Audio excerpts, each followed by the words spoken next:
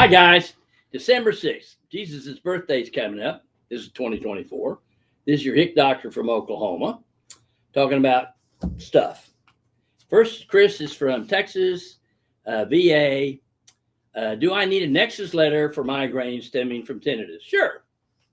What's the best way to get one? Go to somebody, write Nexus letters. Now, don't spend $5,000 and don't go to people that take a part of your reward.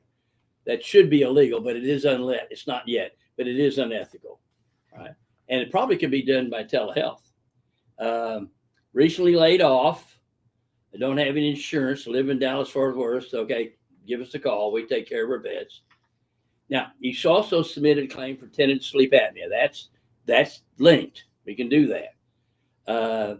You got checked for sleep. Yeah, okay, you got checked for tinnitus sleep apnea. If you say you have tinnitus, you have tinnitus. That's your diagnosis. If I believe it, that's it. Okay. So you can have tinnitus and sleep apnea. That's 10 plus 50. And migraines, it depends on how bad they are. It can be 10, 30, 50, even 70.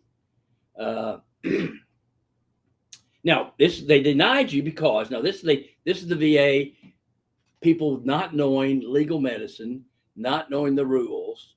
The VA rules are very, very fair, as are federal workers' comp. Now, state workers' comp is a little different. Criminal law is beyond a reasonable shadow of doubt. But this is the law is it's for the veteran. When in doubt, the veteran wins. So the sleep apnea was denied. So they've agreed to sleep apnea. That's nice. Apparently, I first joined the Navy. I'd sleepwalked before. Okay. So you're going to have that makes you more prone to developing sleep apnea problems in the future. Okay. So if it's so, let's say you go in the service and you have partial flat feet, and in the service they get worse. Then the flat feet are covered. Right? Doesn't have to be the main cause. It just has to participate. That's all it has to do. If it just the slightest amount in VA and federal, that makes it service connected and federal connected.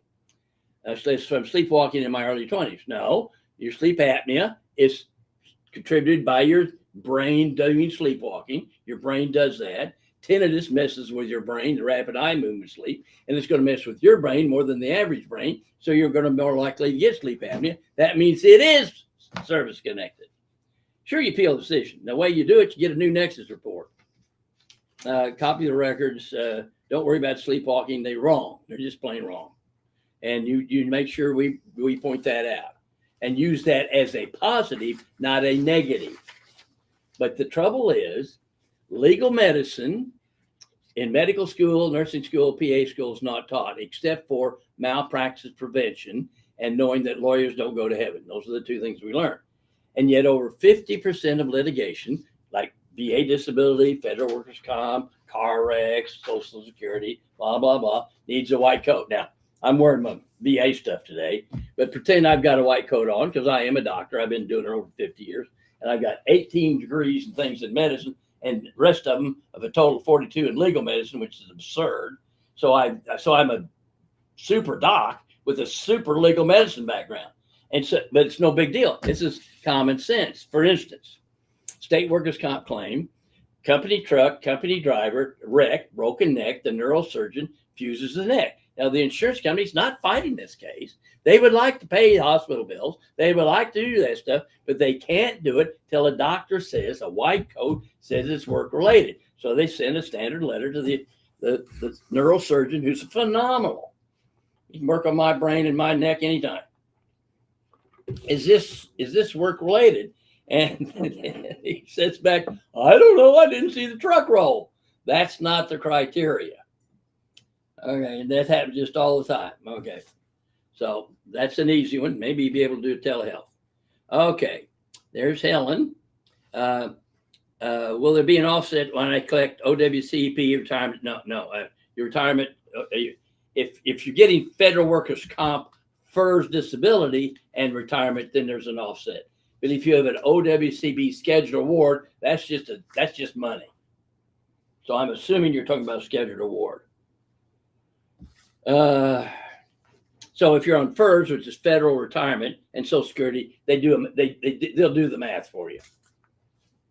But you want both. You file for FERS. If you just ordinarily retired, the Social Security will look at it. But if you have FERS, they'll also look at it. All right. But there's usually no offset between federal workers' comp and that. Okay, now, Robert, Texas, VA, filing a secondary claim for tinnitus. It's the primary claim for tinnitus. Severe stabbing, throbbing, shooting pain behind my ears. I'm currently waiting hearing aids. So you need to file for headaches too. All right. I had to undergo neck surgery and back surgery to get relief from the nerve damage. Okay. Now, is your neck and back service connected? If it is, that's going to help the pain you're having in your neck. But tinnitus is caused by noise. Now, you may also have stage 2 blockage, temperament, and different joint problems. So if those other things are service connected or could be service connected, there are a lot of ways to approach that. Okay. Now, neck and back surgery. Did you hurt Did you hurt those in the service? Are they service connected? Remember, if you strained it, it's covered, and everybody strains the back. Okay. All righty. Yeah, except me. I'm as a doctor in the service down Fort Sam Houston. We had 6 hours of drill. 3 of them were lecture, and we're out there at the parade ground. And a bunch of us nerd doctors, this major's trying to teach us how to do an about face. I thought he was going to break his jaw, not laughing. Okay, because you just hurting doctors like hurting cats.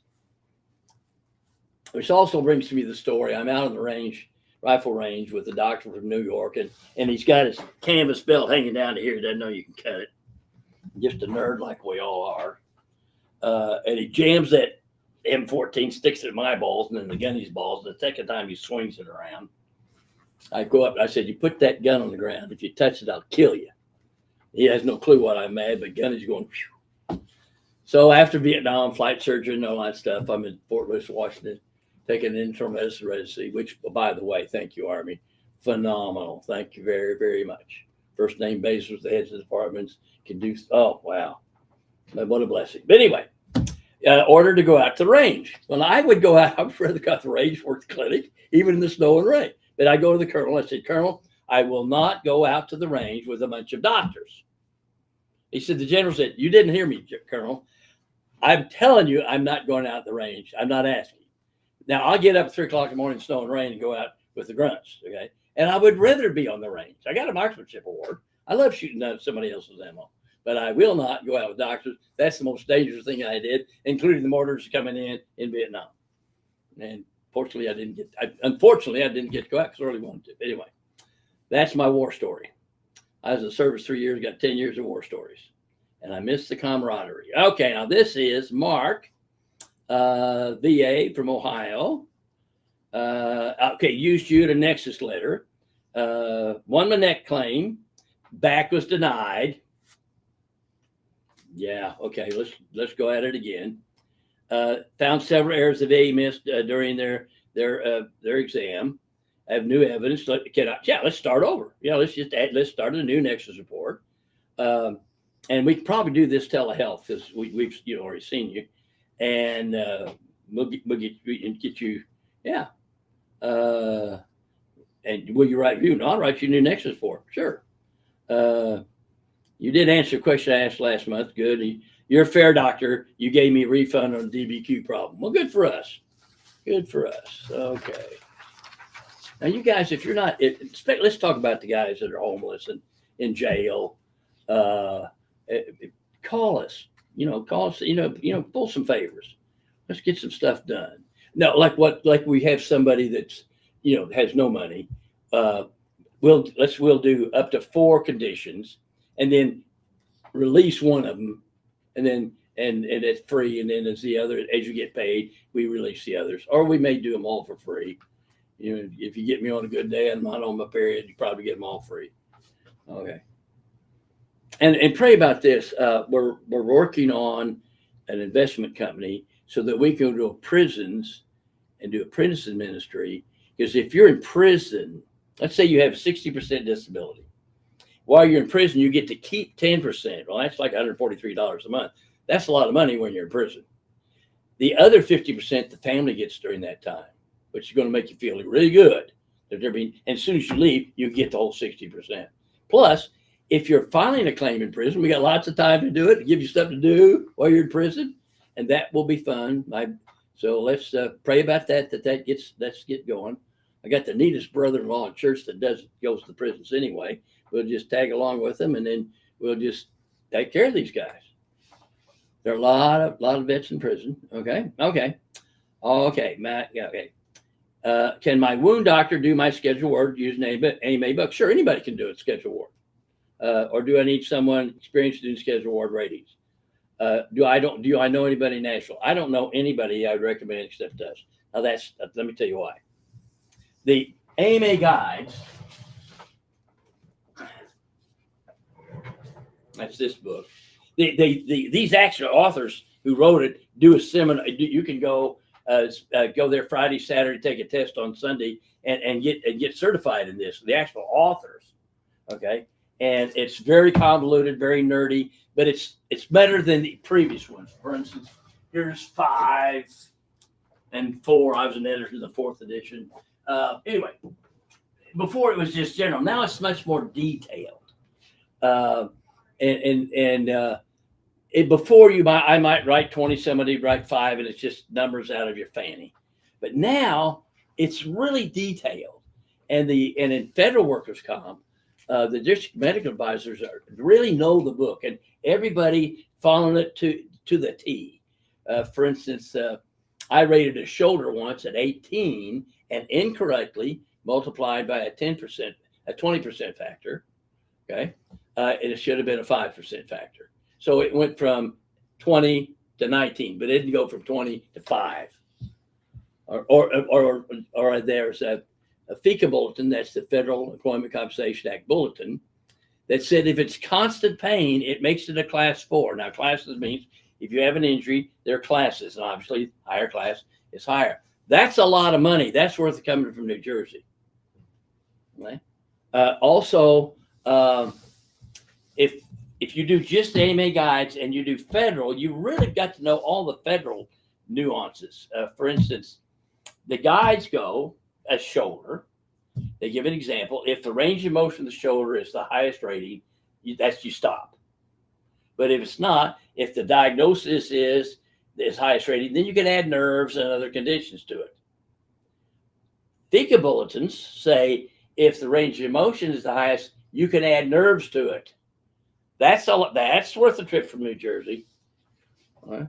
So if you call them, do you do AMA guides? Do you know the FECA bulletins? If they don't know what FECA means, don't go.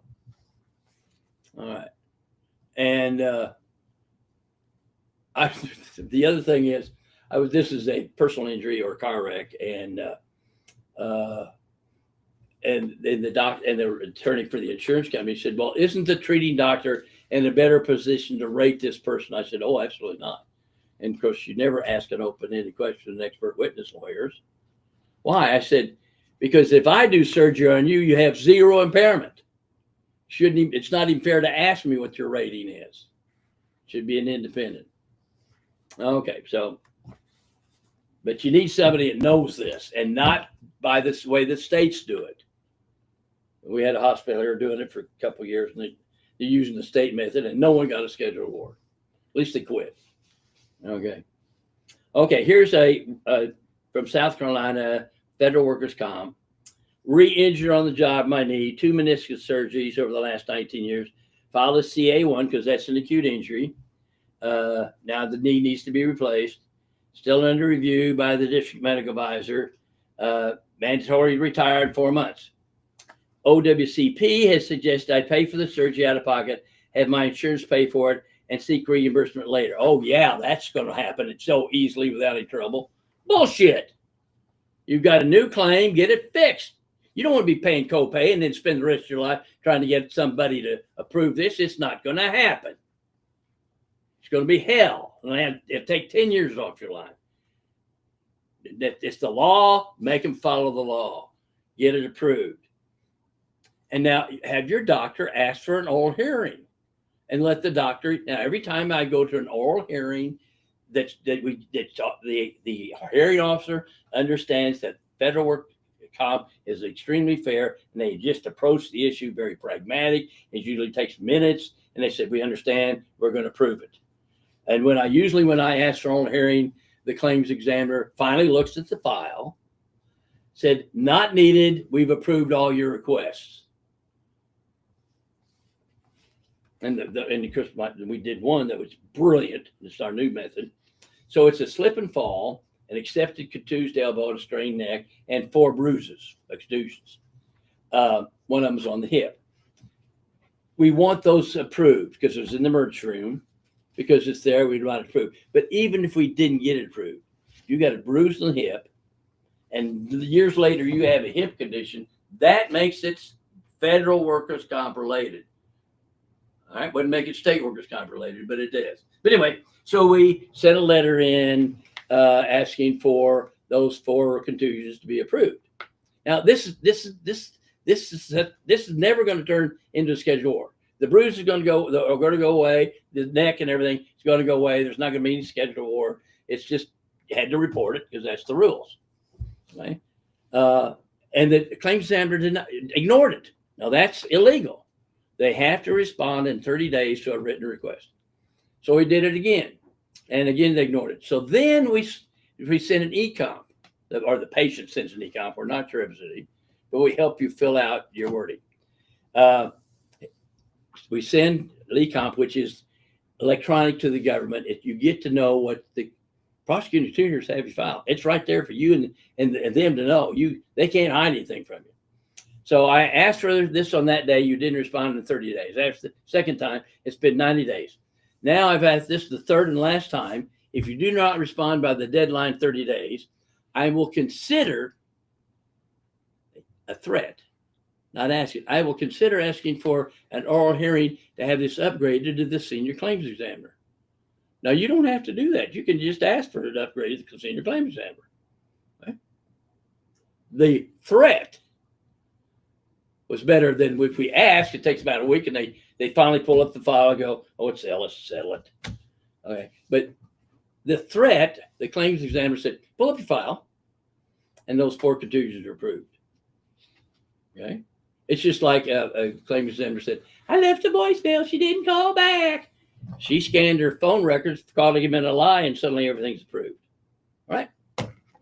Now, it's not all the claims examiner's fault. I'm always knocking the claims examiners. Now, yesterday I had a deposition, and I've got to compliment the government. I got to compliment claims examiners. This is a very difficult case. It was a postal worker, a door and a jam on his right arm, had immediate pain, and he's getting ready to have shoulder surgery eventually. So it's obviously a real bad injury, and a little bit of pain in the right side of the neck, and had a little numbness down into his hand, okay, which could be a cervical spine and a cervical spinal nerve down into the hand. Then he also has a nerve entrapment in the hand. So it's very subtle, the spinal nerve pain. Okay.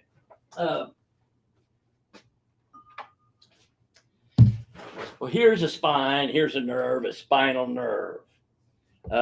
If you hit your funny bone, those 2 fingers tingle, that's a peripheral nerve, but it starts up here in the neck. Okay, anyway.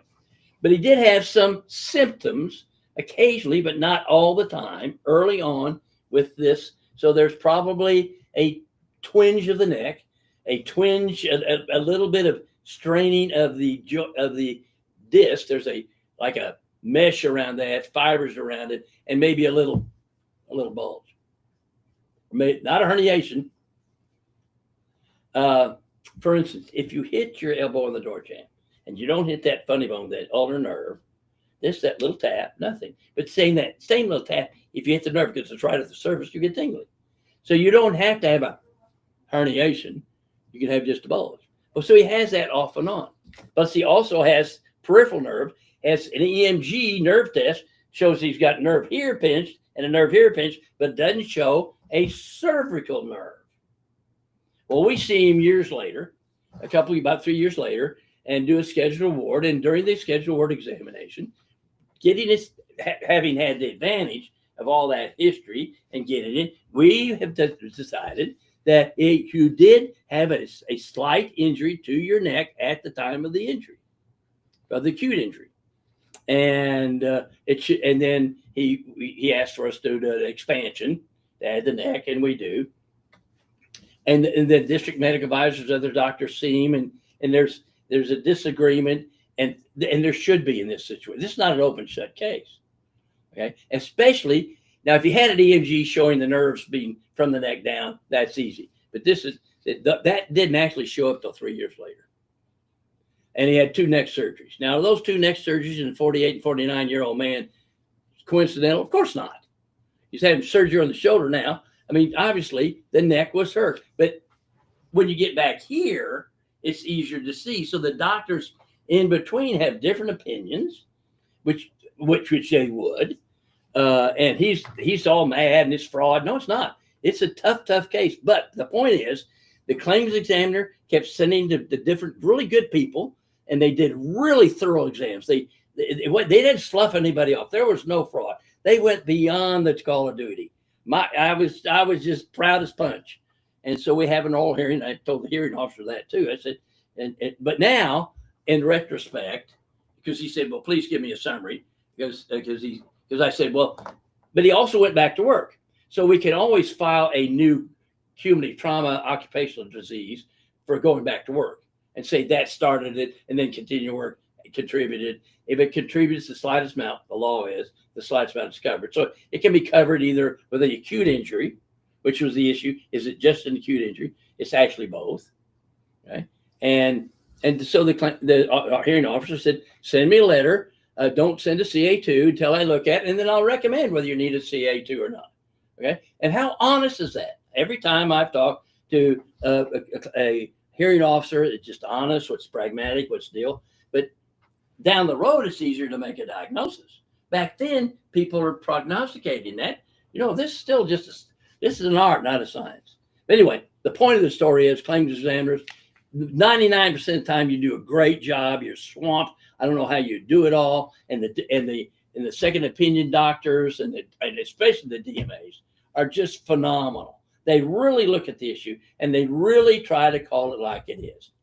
Now, if you don't get what you want, you can be mad, and I understand that. But I've got this guy happy that it's not fraud, because if he thinks fraud, that's just psychologically devastating. So anyway, but he's going to get it. But the point of the story is the government did good. Okay, now here's Tracy on the job, and he retired. Okay, they want you to use insurance. Don't do that. You can do insurance. Now, if you have an injury and they're arguing about whether it's real or not, and you have surgery, then they're not going to argue about real. But you need, from your claim, just the normal progression. Your total knee replacement is due to the first time you filed that claim. Okay. And so, but if your doctor would want to, they can send a consultation to me. I want a consultation, and then I'll help them get that surgery pre-approved. And so that they don't have to go through Blue Cross Blue Shield or whatever. And then they do it through Federal Works Comp, which pays better. So it's worthwhile to get that done and not hope that some claims examiner will pay it, because the odds are you're going to have hell. Okay. And of course, and the other question, do I give a schedule word of insurance? Insurance says the payment of it, treatment of it, schedule word is just impairment rating. Stands alone. Won't make a difference. If you retire before surgery, doesn't matter. You have your surgery when you're 90 years old, it's scheduled ward. Okay. Right. Yeah. But have your doctor give us a call, talk to me, and let's see, maybe he just needs that second opinion that this is work related and the surgery should be approved. And then we ask for an oral hearing. And then at least if they ignore you, we ask for an oral hearing. And then they'll at least have to look at the file, and they'll say, oh, we're not going to fight Ellis. Okay, here's a nice one for VA. Physician assistant or nurse practitioner, which hold more weight for a nexus? Now, the VA law is if their nurse practitioner or PA or doctor does it, their person, nurse practitioner, PA, equals any outside doctor. unless you dispute it. So if you have a nurse practitioner or a physician assistant, and then you get a Nexus report with an MD or DO, then you say this has got more probative value because that's the VA rules. And then or you print my CV out and you say I want to see the CV of the nurse practitioner. Go to ellisclink.com and you waste a lot of paper printing it out. Got a lot of shit on the wall, man. So, but that's the rule, and which is great. Now, be careful. I had a federal employee from Ohio. His job is to go to the different states and teach the raters that VA the law, because they don't know the law well, not well trained. And he said the doctors and nurse practitioners, VAs, are not trained. LHI, QTC, and VES, I don't know if they do any training of these people, but I know I have a guy that works for one of those outfits. He'll get letters saying, you're sure finding extra conditions. That's not even a veiled threat. Like if you keep doing it, we're not going to send you business. Okay. And I was talking to somebody a couple months ago who works as a VA employee, and they'll get internal emails saying doctors that help veterans get their disability are called predators. I call them heroes. But that somebody in the VA would think that a veteran getting disability is done by a predator. That's the bias against the injured litigant that you fight all your life. Okay? Because they're all faking, they're all cheating. I was at a barber shop and some old fart was talking about this veterans getting all these disabilities and this stuff. I said, are you a doctor? No. Have you ever examined these people? No. Have you ever read the VA law? No. Well, then keep your damn mouth shut. These guys, when they're in the service, if they have a desk job in Hawaii, their life can still be on the line. They could be on food stamps in the service. And and the law is very clear. Congress clearly says they get it. And you're just mouthing off. You want to go outside and discuss this. I'm not going to put up with that crap. Damn anti-military. So, any other questions online? We do, from user It's That Time on YouTube. He says, hi, Dr. Ellis. Can you help me service connected for aggravated flat feet and hypertension? If so, how do I get in touch with you? I need a Nexus letter to connect to service, even though they've been treating me with 5 hypertension meds for over 10 years. VA, that is. That's easy. If you tell me your feet got worse in the service, I believe you. And so your flat feet are covered. That's 50%. Now, if that's going to cut down the activity of daily living, the main way we keep our weight down is just life. And so if you have a little bit of interference with the activities of daily living and you gain weight, that makes sleep apnea covered. Also, if you have ring in your ears, that makes sleep apnea covered. And and you go to ellisclink.com, print out a protocol, send your records in, we'll look at it and either call you for an appointment or tell you if we need anything else. What about hypertension? Oh, the hypertension is easy. If you gain weight, you get hypertension. And then if you had hypertension in the service, it's covered. But if it's usually afterwards, it's the normal aging process. Like in state workers' comp, you'd never get that. Or criminal law, you'd never get that. But the VA law is if the VA factors contribute the slightest amount, it's covered. All right. We have Jamie Fanner on YouTube. Hi, Dr. Ellis, reaching out with a time-sensitive matter regarding my scheduled second opinion appointment today. I wanted to seek your guidance before proceeding. Should I cancel my second opinion appointment today and allow time for review of a recent upload yesterday, CA20 and strong narrative report from a personally selected MD? No. Bring it with you if you've got it. No. You just said that. No. You show up or it's over. Show up, period. Now, I would recommend you, anybody going to the VA exam or any kind of exam, take your cell phone, turn it on to voice, and so then you'll know the time you were there and you'll have that voice record. Now, you can't use it in court and stuff, but it'll have something for you to say to anybody, I was only there 29 minutes or 10 minutes, and then he never touched my knee and he didn't do this, didn't do that. Because sometimes it's just disturbing what a guy in a white coat will do to you, or a girl, but it's usually guys. Because if they do that, if they rate you low, they're going to get more business. Let's just call it like it is. And I wouldn't mind insurance companies doing that. That's their job to lowball you. But when my government does it, that's not the job of the federal workers' comp or the VA, this VA system. They're supposed to call it right down the middle. But they have a subconscious bias. If you have a VA claim or a federal workers' comp claim, it's like being a black man in a KKK meeting. It's sometimes that bad.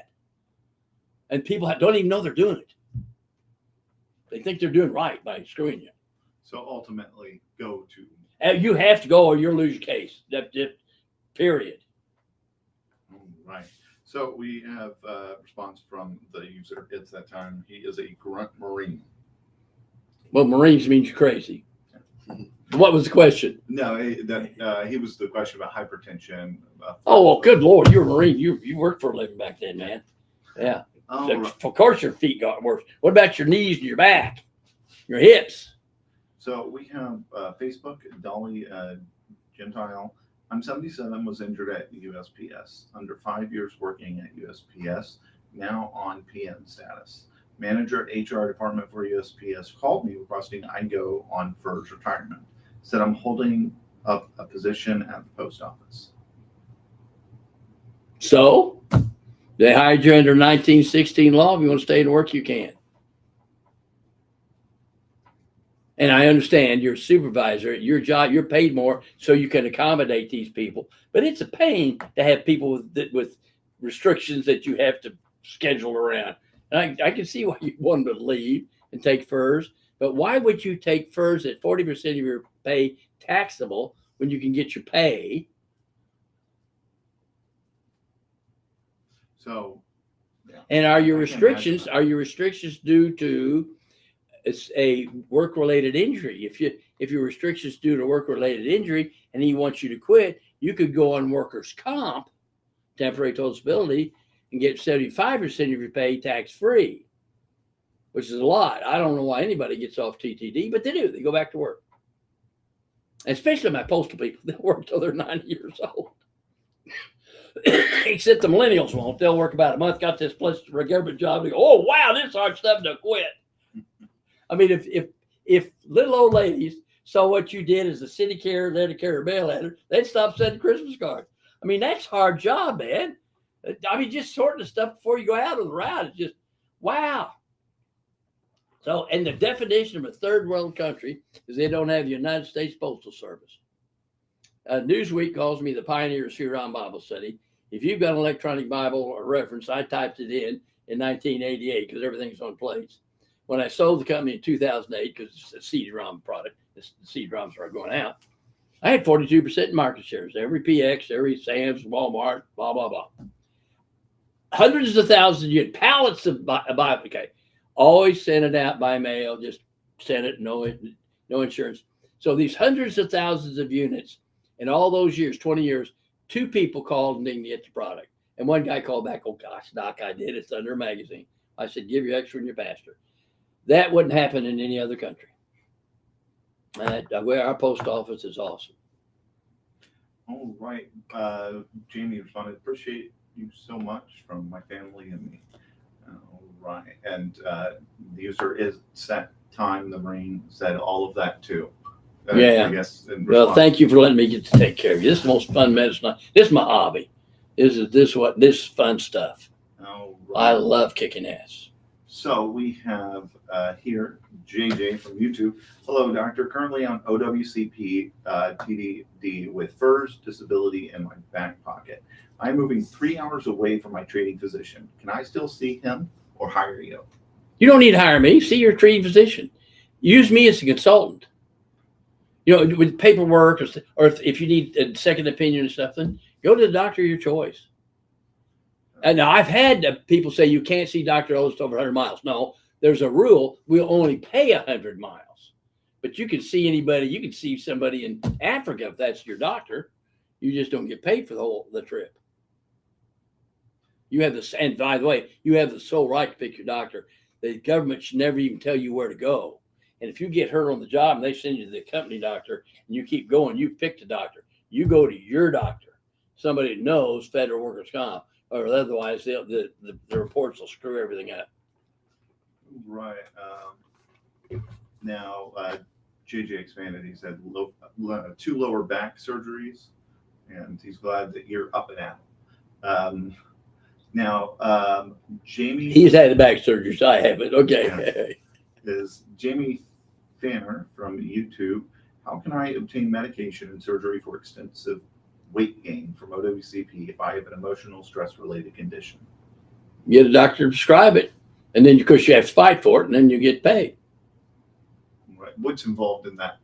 The doctor has to prescribe it, say it's due to the work injury, and put down the rationale, and then probably need me to be a second opinion degree with them. Because I won't do that primarily. I want your treating doctor who's treating you, because I'm not prescribing the medicine, but I can say it is indicated for the work related injury. Right. Yeah. And that may be, because that's going to be hard to get through the mind of a claims examiner with a 12th grade education, no training in medicine and no training in law, and a bias that she or he doesn't even know they have. All right. We have a Facebook comment here from Lori Fisher. Hi, Doc Ellis. I'm getting separated from FAA soon because of injuries that are work related, and I can no longer do the job I was hired for. I do not want to do this job either, so it helps. How do I get approved for wage loss? What tools do I need for my work before they separate me? How do I prevent a gap in payments? Okay, you get, if those things are work related, get those approved. So maybe you could work 4 hours a day and get paid salary, and 4 hours a day off, and you get paid workers' comp. But then they'll say, no, we'd rather you leave and be on FERS. You can take FERS at 40% taxable, or if they ask you to leave, you could be on temporary total disability. Because you get on temporary total disability, your doctor writes down, because they'll get a CA-17, this is the job, these are the requirements, this much, this, weights and stuff. And then you fill in whether they can do that. And then they'll say, we don't have a job for that. That keeps you on TD, that keeps you on temporary total disability, keeps you on workers' comp. Now you're going to have to see a doctor maybe monthly to get the paperwork filled out. Some doctors feel uncomfortable doing that, but the government needs that. If you can't just, and sometimes you'll be doing a periodic report once a year for that. Right? And it depends if you want to fiddle around with it, which is worth it. It's one of the benefits of being a federal employee. Right. YouTube user, it's that time, our resident Marine here. What would be the earliest I could get an appointment with you and your team, Dr. Ellis, to fight the VA decisions? Just send the stuff in and we'll call you. Right. And if there's a deadline, you ask for an extension, because it seems like there's nobody else out there like we're treating the world. Okay. And of course, I don't know the answer. I just work here. All right. Jamie Fanner responded. Oh, by the way, if any doctor or PA or nurse practitioner want a job, we're looking. So Jamie Fanner responded again. Great. Appreciate you so much. Now, Ray McCarty on Facebook. The VA sent my sleep apnea to an ACE exam for the second time. Previously, you had written Nexus letters for both apnea and tinnitus, which tinnitus was approved. I was able to prove diabetes was in my records, was also approved. I'm wondering if they are trying to link apnea to either tinnitus or diabetes. You need to have a specific link where you put down the case law linking ringing in the ears, tinnitus to sleep apnea. And then we've got medical literature that we attach to the report. Because it messes with your rapid eye movement sleep. Tinnitus has been proven over and over again to contribute to hypertension and to contribute to sleep apnea. I think that's a good segue into, while we're waiting for some more questions to pop in, about the effect that something as small as tinnitus can have, and the resulting after your passing that it can have for your spouse. Oh yeah, veteran service officer, very these guys care. Don't go for tinnitus is just 10%. No, if you get tinnitus, and the very few don't get tinnitus from basic training, anytime the noise is so loud, you have to raise your voice. It's going to hurt your ears. The little hair cells, like hair is the word, but they're not hair. They're little fibers that stick up of these cells. They get injured and they continue to deteriorate over time. People in the middle of Africa, in the middle of Australia, don't get hearing loss. There's just no noise.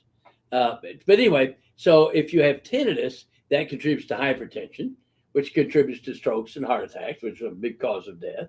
And so if you have the 10% tinnitus, then the widow can send us your death certificate and the tinnitus, and we can get it approved. We can even go to so far to write to the coroner, would you please put on the death certificate, not the cause of death, but other conditions, tinnitus. But you also have a Nexus letter from us, and you usually don't have to do that. And then that becomes a service-connected death. And you can imagine what a fun day it is to get a widow a pension. Oh, that makes my day. But that's the law. That wouldn't be the law in state workers' comp, wouldn't be the law in car wrecks, but it is the law in federal and VA. Now, Jamie Fanner from YouTube, follow up again. May I see you regarding my brachial plexus birth injury and winged scapula to obtain maximum benefits, including surgery for orthopedic aggravation due to, in quotes, harmful admin error? I don't know what the admin error, but with your brachial plexus palsy, you're going to be very prone to developing injuries in just normal work activity. And then you file that as a claim. Now, let's say federal works comp. Let's say you have the palsy, and then you get carpal tunnel or cubital tunnel, carpal tunnel, and I rate your shoulder. I'd rate your carpal tunnel, rate that, and I would add the birth defect palsy to the whole thing, and that would be your arm. In any other situation, I would have to rate your entire arm and then separate which is this, which is that, which is pre-existing. In federal, it's the whole arm as it is. We find it today. They don't apportion. Wow, that is fair.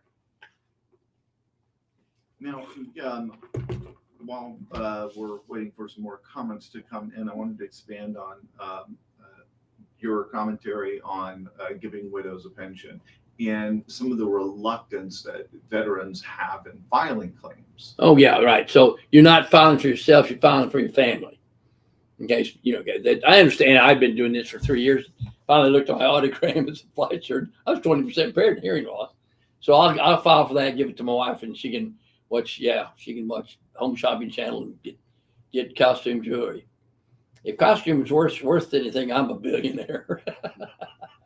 Another follow-up here from Jamie on YouTube. Also, my minor adolescent daughter and mother had to assist with my medical care.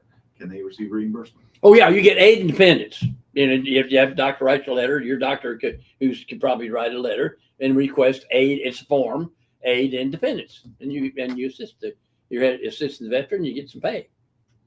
Great. It's a real fair system. A lot of paperwork, but it's there. It's all ready to do. And every state has a Veterans Commission that's free. And all like a VAV, VFW, American Legion, all have people that have volunteered, have a VA training, how to file up the forms, fill out the stuff, do it electronically. You don't try to do that yourself. It's all free. Let them, because they want to help you. You can imagine what a fun day they have at the end of the day to help some people file for this. That's a fun job. They're all volunteers. A lot of good VSOs. Yeah. If you go to Ellis Clinic, and there's a link of where all these different veteran services organizations are. Yeah, and they'll help you out.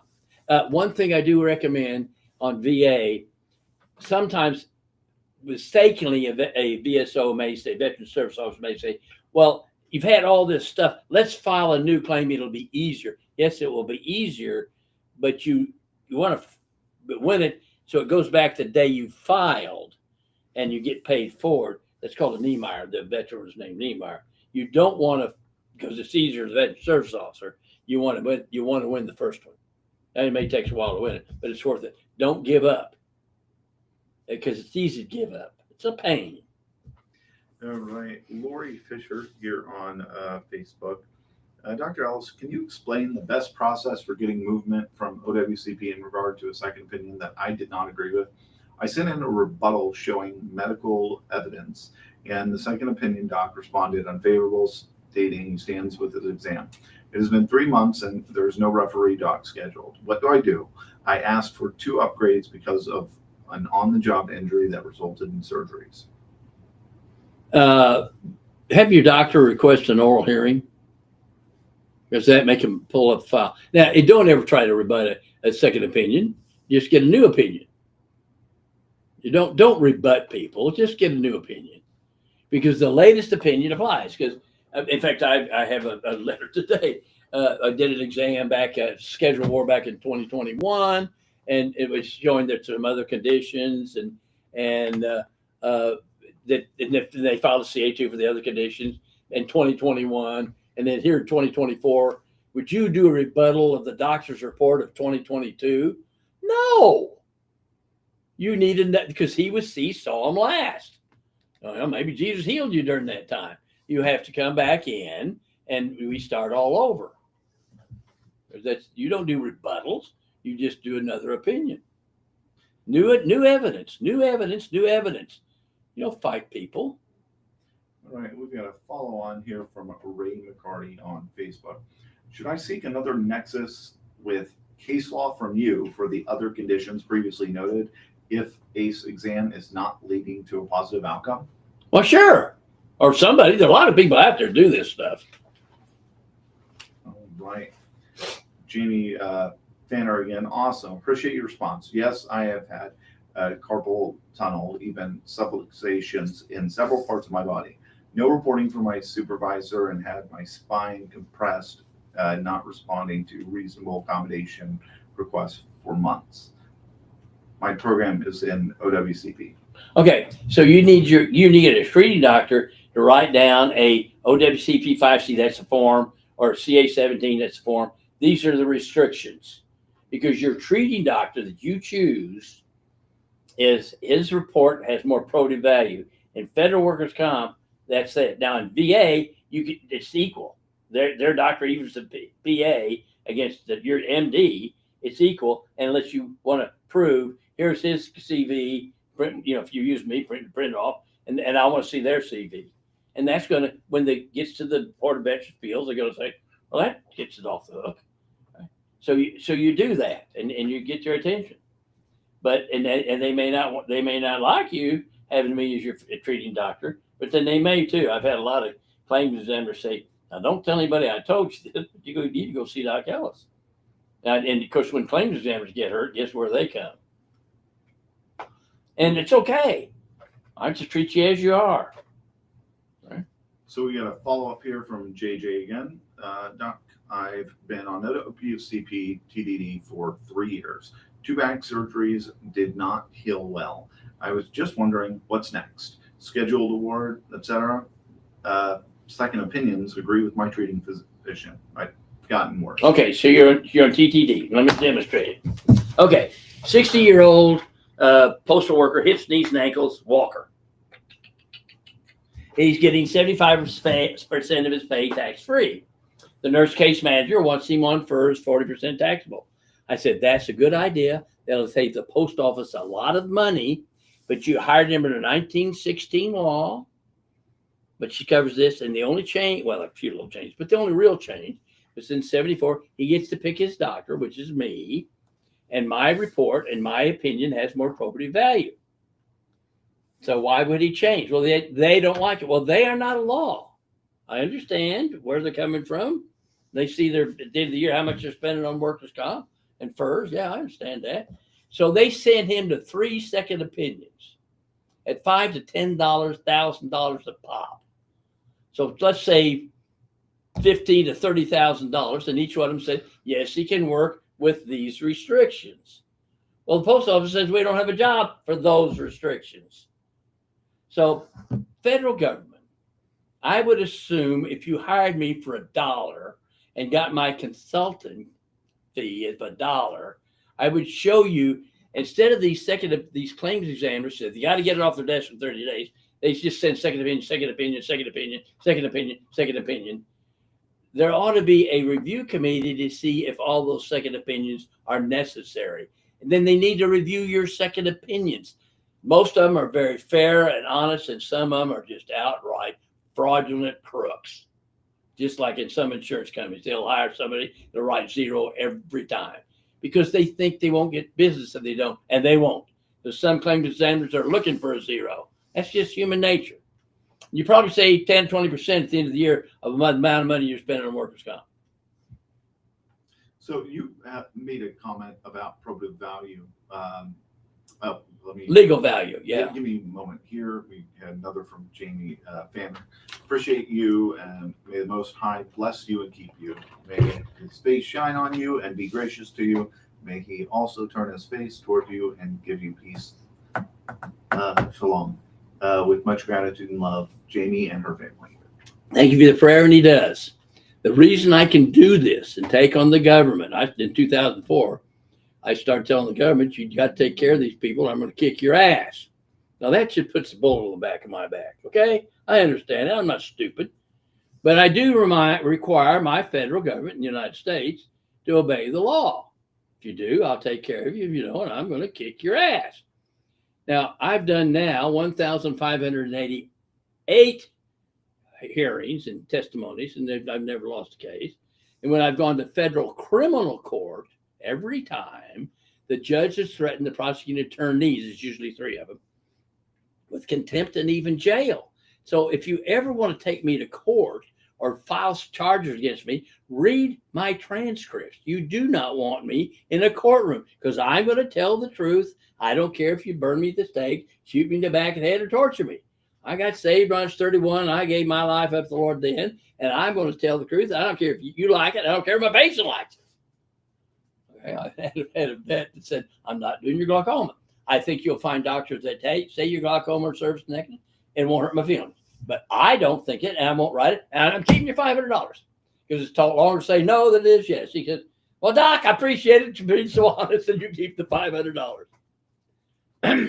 Well, going back to the probative value comment, and previously we had the Facebook question regarding, what they should do, and you had suggested oral hearing. Oral hearings, or go all the way to the Employee Compensation Appeal Board. We'll walk you through it. But talk about the importance of that, an oral hearing, and the fact, even how far it gets, who has the authority in the room. Okay, the oral hearing is informal. Then you don't even have to keep records, although they do. I mean, I'm glad they do.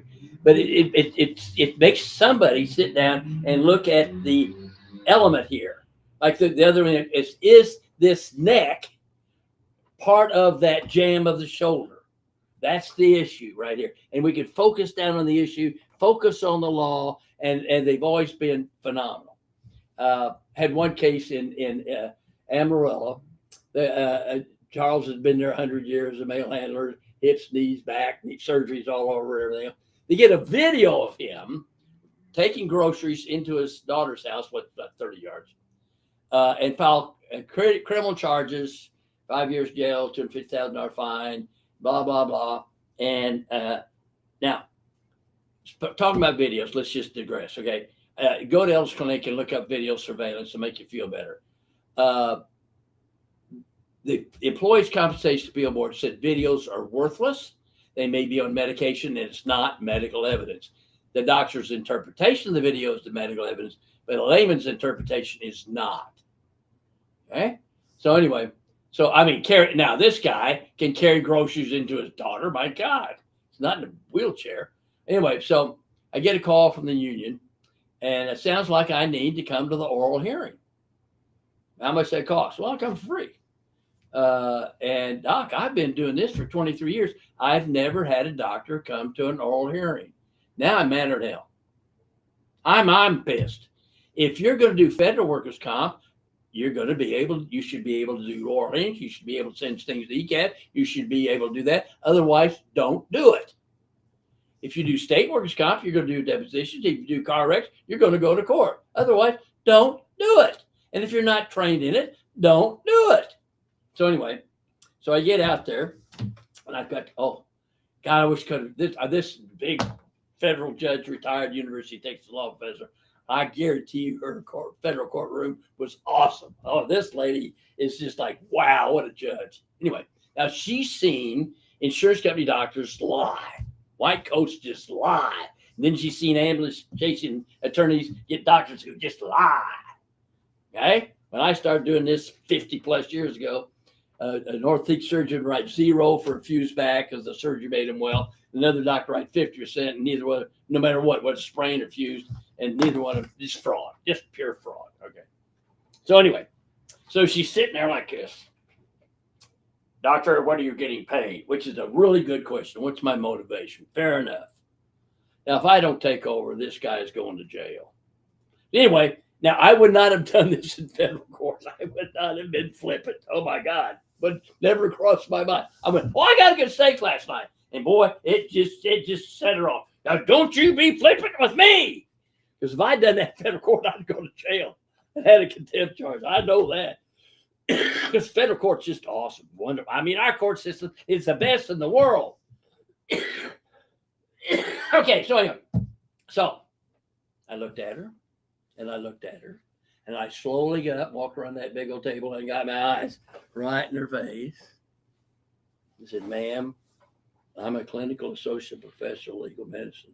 I'm the world's leading authority on the Federal Employment Compensation Act. I've taken off 2 days. My wife is at home with the moving vans. I'm paying all my own expenses. They bought me a steak last night. They're damn sure going to buy me some beers tonight. And I'm going to teach you the law, and you don't need to teach me ethics.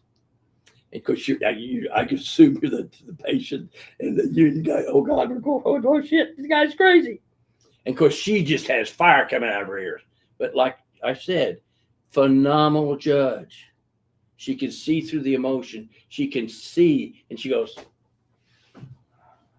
tell me what you think. Now, she turned me loose for 20 minutes. They said that when I left, that she looked at the supervisor and the attorney who never raised their eyes. You better settle this for lunch. You don't want my opinion. She still gave it to him, raked him over the coals. So I assume Amarillo management thinks I'm the Antichrist. When I die, it'll be a mythology in North Texas. Now, doctor, if you don't know how to do that, come spend some time with me and let me teach you. Because there's not a book out there. There's not a law school. There's not a medical school that knows what I know. I'm the damn leading authority in federal workers' comp and VA disability and legal medicine. It's just a damn fact. I'm not arrogant. I'm humble. And I'm truthful. Okay. All right. Ray McCarty followed up. Diabetic neuropathy of the femoral and sciatic nerves in both legs were granted by the VA. Can diabetes be the cause of lower back issues as a secondary? In other words, file lower back as a secondary instead of primary? Thanks for, again. Oh, absolutely. Probably primary also. But absolutely. Because those nerves, the muscles don't work, and no, they're cattywampus. It's just like wearing one flip-flop. You can't do that very long. Your back go out. So if the chiropractor could just do that much, oh, wow.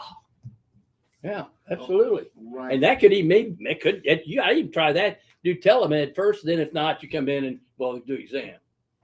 So we have a follow-on comment from Jamie Fanner. They can't buy you off from my mom. Yeah, they can. I got a price lunch. All right, Myob, user on YouTube asks, do I see Dr. Ellis for Nexus first or file first, then ask him for appeal, help, older, injured, TBI, mental health, etc.?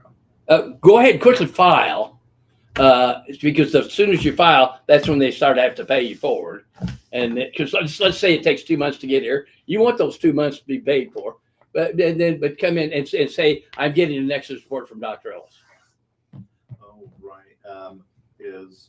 He follows up. The VA ignores me in my military records. Surprise, surprise. So we have one here from Dennis Sitter on YouTube. What is your opinion on IBS and GERD secondary to PSD? Absolutely. In the old days, before we had all the neat new toys, when I was practicing medicine, we used a stone chisel to write our notes on.